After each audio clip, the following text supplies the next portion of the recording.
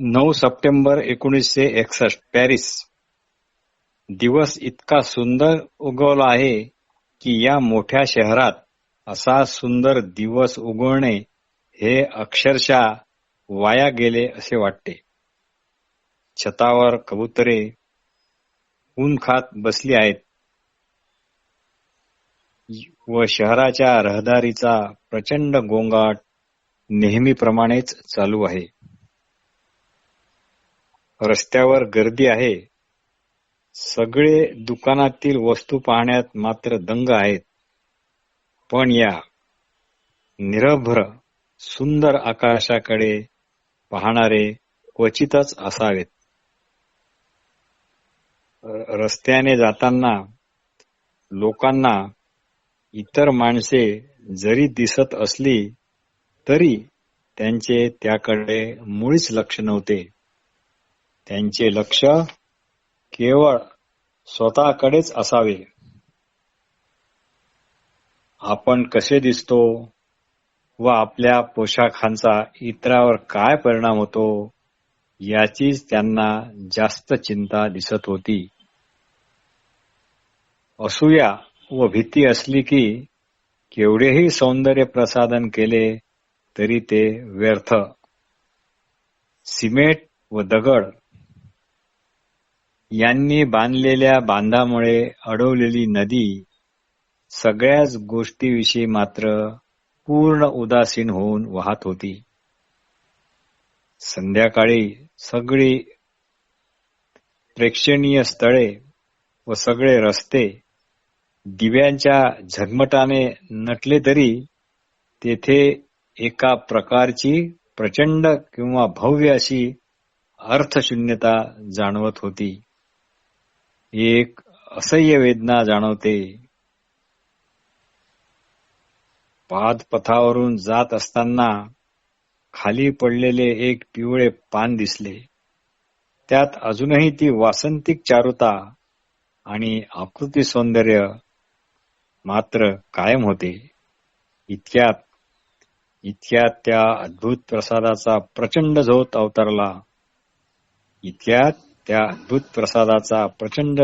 अवतरला. आणि संपूर्णाचे दर्शन घेणे हे विचाराला आवडत नाही किंवा क्षमता नाही, पण विचाराच्या अंतामध्येच निरागसता, ताजेपणा अवतरणे मात्र शक्य आहे. The ending of thought is not death, then only can there be the innocency, freshness, a new quality of thought. It is that quality that puts an end to sorrow and despair. 10 September 1961. आज सकाळी आकाशात एकही ढग दिसत नव्हता. कबुतरे गच्चीवर ऊन खात बसली होती.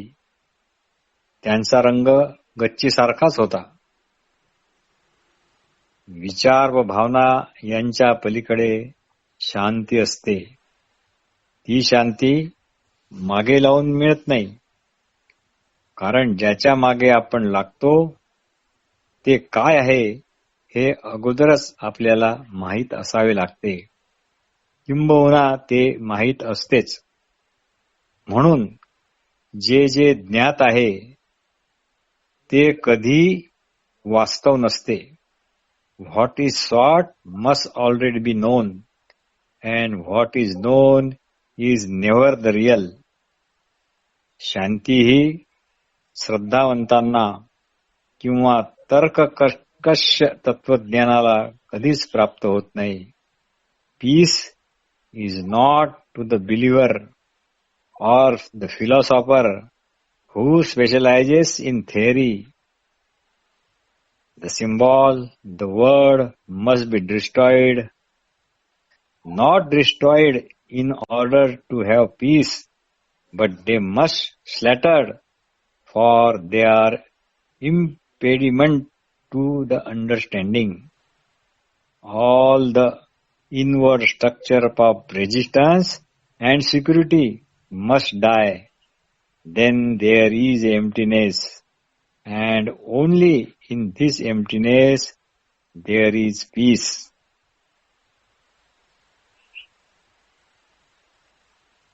11 सप्टेंबर 1961. आता सूर्य मावळत चालला होता. त्याच्या प्रकाशाने नदीचा प्रवाह तांबडा लाल झाला होता. आज सकाळीही सूर्यप्रकाशाने मेघांना पण गुलाबी रंगाने जणू रंगवूनच टाकले होते. शांत राहून ध्यान करण्यास तो समय मात्र अगदी योग्य होता. आळस व शांती ही कधीच एकत्र असू शकत नाही. शांत राहण्यासाठी उत्कटता व ध्यान याची नितांत गरज असते.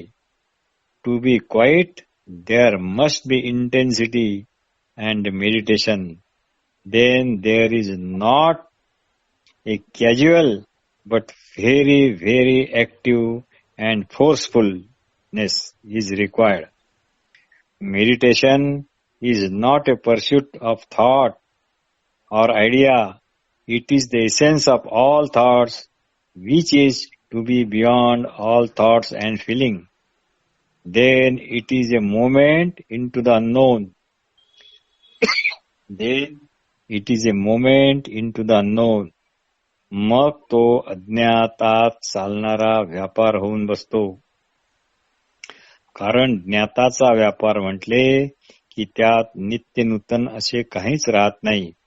सगळे काही ओळखीचे राहते आणि ओळख म्हणजेच भूतकाळ. The intelligence is not mere capacity to act on remembrance and communication. It is more than that.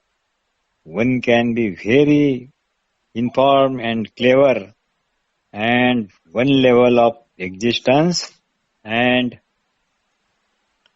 quite dull at the other end or at the other level.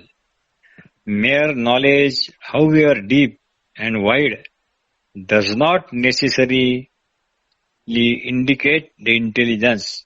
Such capacity is not intelligence. Intelligence is sensitive awareness of the totality of life. Life with its problems, contradictions, miseries, joy. To be aware of all these without choice and without being caught by any one of its issues and to flow with the whole life is intelligence. This intelligence is not the result of the influence and the environment. The consciousness as a content of consciousness is always limited, open or hidden, and its activity, however alert, is confined within the borders of the time, and intelligence is not within the border of time. Sensitive awareness without choice of the totality of life is the intelligence. Intelligence cannot be used for gain or profit, personal or even collective. This intelligence is distraction. This intelligence is distraction. Without distraction, all changes are modified continuity. Psychological destruction of all that has been not mere outward change. That is the essence of the intelligence. Without this intelligence, every action leads to misery and confusion. Sorrow or to be sorrowful is the denial of this intelligence. Ignorance is not the lack of knowledge, but the lack of self-knowing. And without self-knowing, there is no intelligence. Self-knowing is not accumulative as knowledge, and learning is always from moment to moment. It is not an addictive process. In the process of gathering, adding, a center is formed, a center of knowledge, of experience. And in this process, positive or negative, there is no understanding for as long as there is an intention. Self-knowing is active present, not a judgment, and past is that prevents the understanding of active present in form of like and dislike, judgments, tradition, culture, etc. etc. 12 September 1961 Paris. हे शहर काही राहण्यासारखे स्थान मुळीच नाही. मग ते शहर कितीही सुंदर का असेना, तसे हे शहर सुंदर आहे खरे. येथील नदीचे स्वच्छ विस्तृत पात्र, येथील मोकळ्या जागा, विविध प्रकारची उद्याने, दृष्टी सहज भरणारा एफेल टॉवर इत्यादी इत्यादी. पण हे गजबजलेले शहर कुठे, आणि ती सुंदर खेडी, ती हिरवीगार शेते, ते शांत शांत वने आणि ती स्वच्छ हवा ही कुठे. खेडे विभाग शहरापेक्षा कितीतरी अधिक सुंदर व स्वच्छ व मोकळा मोकळा असा असतो. शहराच्या धुरापासून व गडबड गोंड्यापासून दूर दूर ती समृद्ध शेते, ती मोकळी धरती, ती मोकळी हवा. पहाटे जाग आली, सूर्य अजून क्षितिजा खालीच होता. यावेळची ध्यानाची जागा त्या अन्याने घेतली. यावेळची ध्यानाची जागा त्या अन्याने घेतली. Meditation yield that otherness whose the benediction is clarity and strength.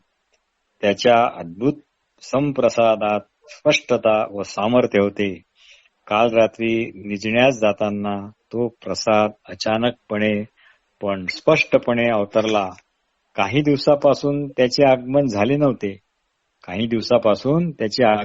नव्हते. कारण शरीर या शहराशी जुळून घेण्याचे शिकत होते.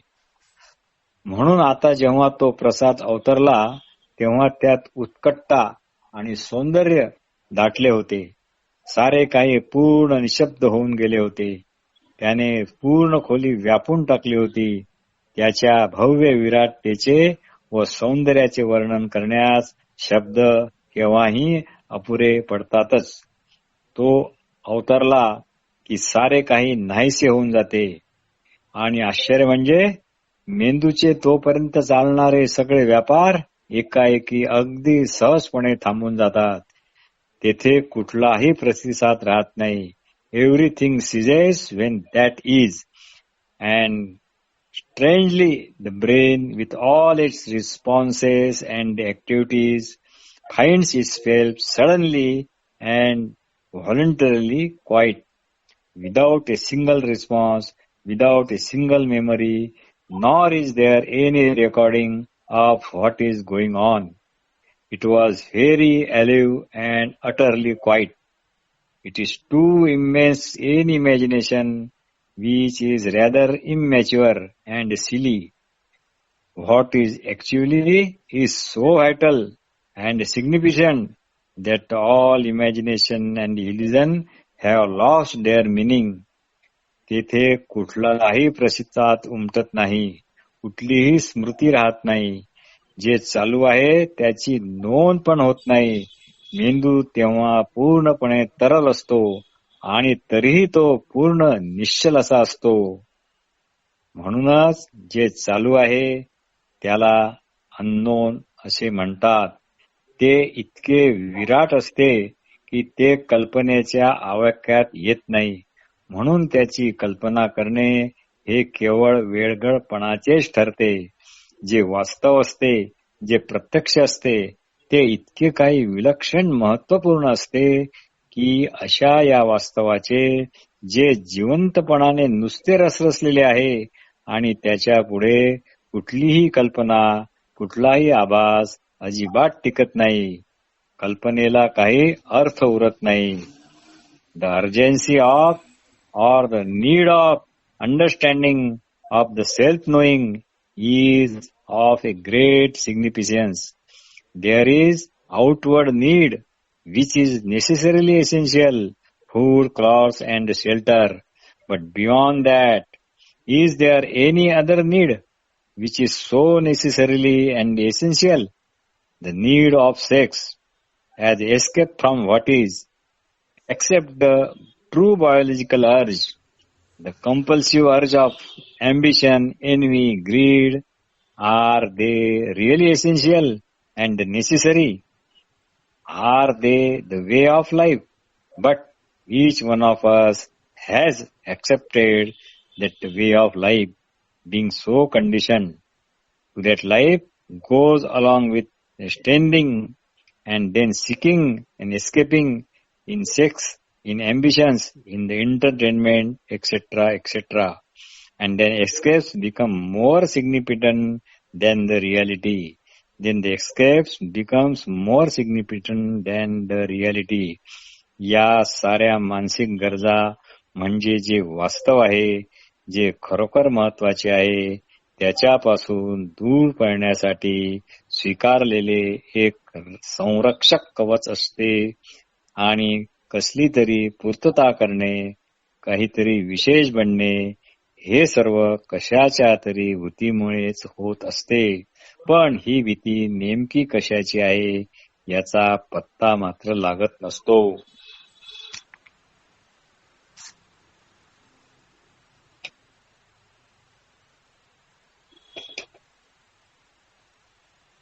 नमस्कार. धन्यवाद.